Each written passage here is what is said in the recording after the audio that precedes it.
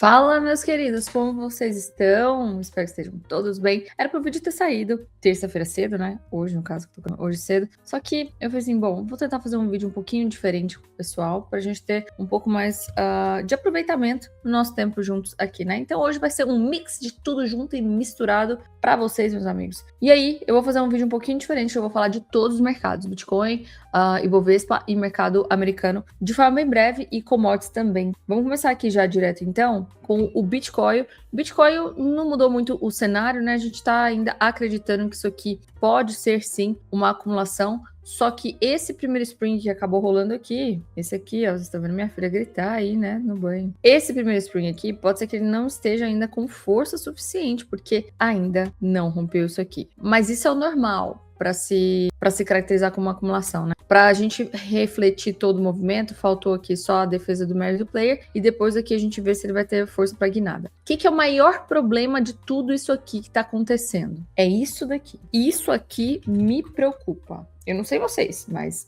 não é que me preocupa, porque me preocuparia se eu tivesse bem alavancada, né? Graças a Deus eu já passei dessa fase há muito tempo. Mas, quando a gente coloca o Fear and Greed aqui de Crypto Alternative, a gente vê isso aqui acontecendo. A gente vê o nosso Fear and Greed aqui em 41. Então, o que isso significa?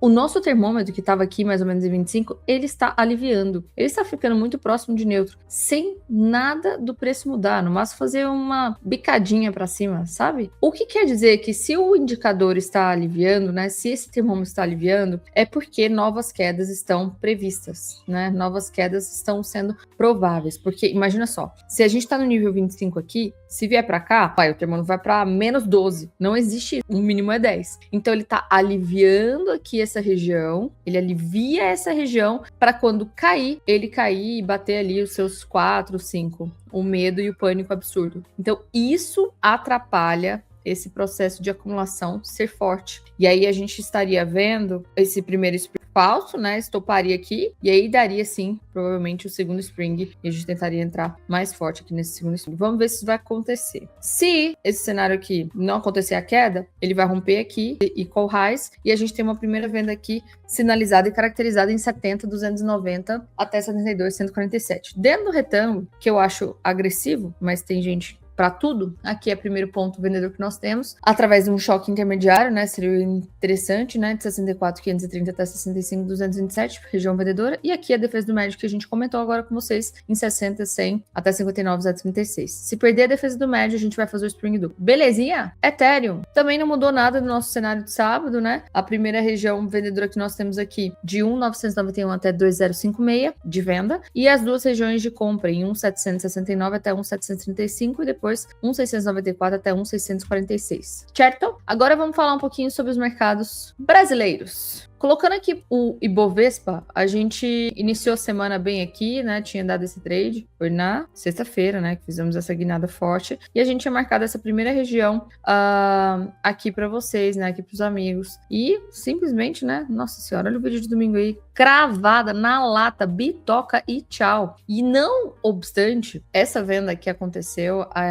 acho que já era 10 da manhã. Não obstante, ontem eu tive aula com a mentoria, a galera da mentoria, e a gente conseguiu cravar a mínima do índice hoje aqui na abertura. Hoje rolou o famoso trade de abertura. Aqui eu até tinha deixado marcado para eles, né? Região de 79%. Aqui a gente tinha uma linha de boss dos 5 minutos. Tudo junto e misturado, meu amigo. E o mais top de tudo é porque a gente tinha o alvo dessa operação para liquidar esse topo aqui, ó. Cara, nada mais bonito do que isso. Foi dito e feito, o mercado foi uma mãe. Uma mãe. E aí, quando ele veio fazer a manipulação, foi quando tocou o Ibovespa. Então, assim, lindo, né? É tão lindo quando isso acontece. Voltando lá em Ibovespa, a gente continua com as mesmas regiões ainda válidas, tá? O 50% dessa região ainda é válido também. Então, de 168,380 até 169,260. E depois, 170, 370 até 171, 270, tá? Isso aqui para amanhã. Se você quiser ver as regiões dia após dia de todos os melhores mercados do mundo, aproveita e já entra na comunidade 30 dias gratuito aí, coloca a opção Pix e você vai poder ver a live de aberturas todos os dias, 8h15 da manhã. Depois você também pode pedir os seus ativos que você tá de olho, o que a gente vê de compra, de venda, e também aquela empresa que você está pensando em carteirar a médio e longo prazo. Aproveita e entra aí, eu tenho certeza que você não vai se arrepender e vai querer ficar com a gente, viu? E vai ser um prazer tê-lo conosco, ou tê-la conosco. Então é isso que a gente tem aqui do Ibovespa 60 minutos. Quando eu vou falar do índice futuro, a gente não teve muitas mudanças na nossa região aqui de domingo, né, que saiu o vídeo, né? A gente tá trabalhando nessa lateralização aqui, que acabou, de fato, agora ele manipulou a parte de cima e aí ponto de atenção para todos. A gente teve um drop, base, inclinado, drop, e agora fizemos esse movimento aqui. Pá. O que a gente está formando aqui embaixo? Outra base, outra lateralização. E acabamos de ter a manipulação. Opção número 1. Essa manipulação já foi suficiente. Se eu manipulo o topo, eu quero perder fundo. Então, ele vem aqui para perder esse fundo amanhã. Opção número 2. Ele ainda precisa buscar mais alguma liquidez. Está tentando fazer aqui mais uma acumulação para romper e vir aqui bater nessa região, que é a região top vendedora, para aí sim ele cair. Por que eu ainda acredito que poderia ter mais uma queda do índice futuro? Simplesmente porque a gente não chegou no nível total de pânico, né? A gente tem aí o termômetro, você vai ver, ainda não está naquele nível de pânico. Parece que, assim, quando ele tá prestes a chegar, ele dá uma emperradinha, né? Então ele vai demorando aí, só fica a gente aqui na expectativa. Então, meus amigos, eu ainda vejo que seria muito interessante ele, pelo menos, ele tentar perder essa mínima aqui para poder gerar algum tipo de stop da posição compradora e aí ele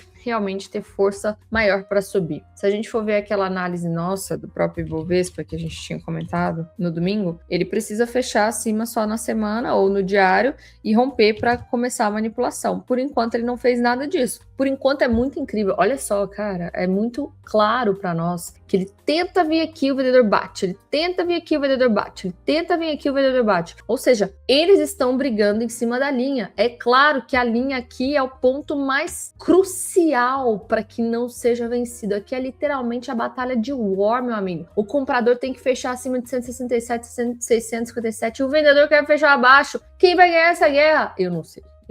Mas espero estar do lado certo. Quem é da mentoria sabe qual lado que a gente vai estar, né? Então é isso. Lá no índice futuro, então, regiões vendedoras que nós temos ainda. Primeira região, 171.930 até 172.670. Segunda região, 173.660 até 174.800. Essa região aqui, ela já não é mais válida para nós. Não me interessa mais, tá? Nenhuma compra aqui, não quero fazer compra. E aí eu só faria compra mesmo, inclusive para day trade, aqui em 161.774. A não ser que entra um fluxo comprador e aí a gente vai ter order blocks sendo rompidos, fundos protegidos, topos fracos. Aí a gente analisa isso aqui com vocês para fazer a comprinha assim, beleza? Dolinha deu até um trade aqui na abertura de ontem, pagou uma vez meia, quase pagou dois e foi embora. Infelizmente, estopou esse trade do dólar quem fez, porque pagou uma vez e meia só. A gente não faz parcial, né? E aí acabou derretendo aqui, chegou numa região quase, tô com o nosso ponto. E hoje deu a entrada da confirmação. Eu não vi esse trade aqui, não tava no computador. Bem aqui dentro dessa região, dojizinho aqui bonitinho, o alvo era o topo, foi lindo, maravilhoso. O dólar tá chato, não tem muita coisa que fazer não, só vou fazer alguma coisa no dólar se ele vier aqui pra esse ponto de 6195, 6196 até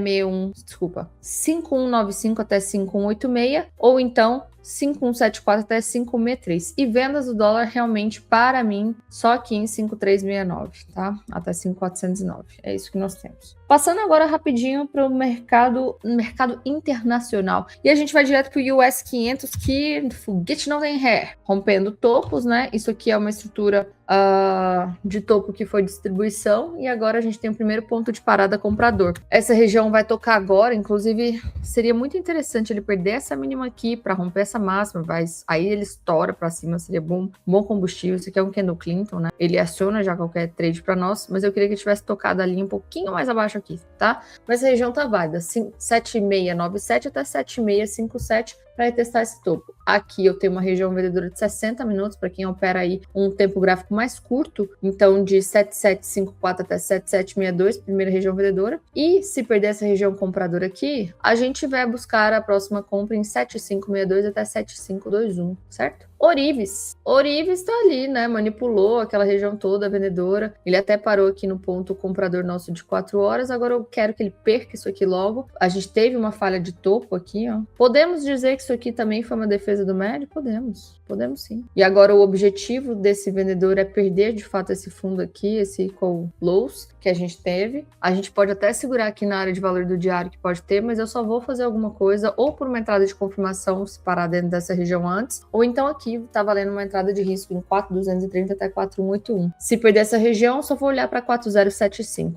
beleza? E vendas só aqui em 4.677. Pratinha, para falar da pratinha, faz tempo que a gente não fala. Deixa uma mesma estrutura bem parecida com ouro, né? Aqui também uma defesa do médio player, fez a manipulação e tal. E eu tenho 3 regiões aqui de compra. A primeira 62439 até 62093. A segunda, muito perto da outra. A Seriane só tem uma bala para usar. Cara, vai nessa segunda, não fica na primeira não. Tenho 2 balas, então você pode arriscar as duas. Tá bom? Achei esse pau muito grande, entra no 50%. Tem saída para tudo, tá bom? Essa região aqui de 61.862 até 60759 e depois a gente tem de 57.703 até 56.930, certo? E eu falei também de euro-dólar, quase estava esquecendo dele. Acabou tocando aqui essa região vendedora nossa, tinha a linha, tinha uma linha do diário aqui, bem aqui também. Então ele tocou, segurou, sentiu em 1,16110 até 16449. Essa região aqui eu vou tirar, ela já não é mais válida para nós. Agora eu espero 2 pontos de parada compradora. A primeira em 1,15490 até 15.384 e a segunda de 14.851 até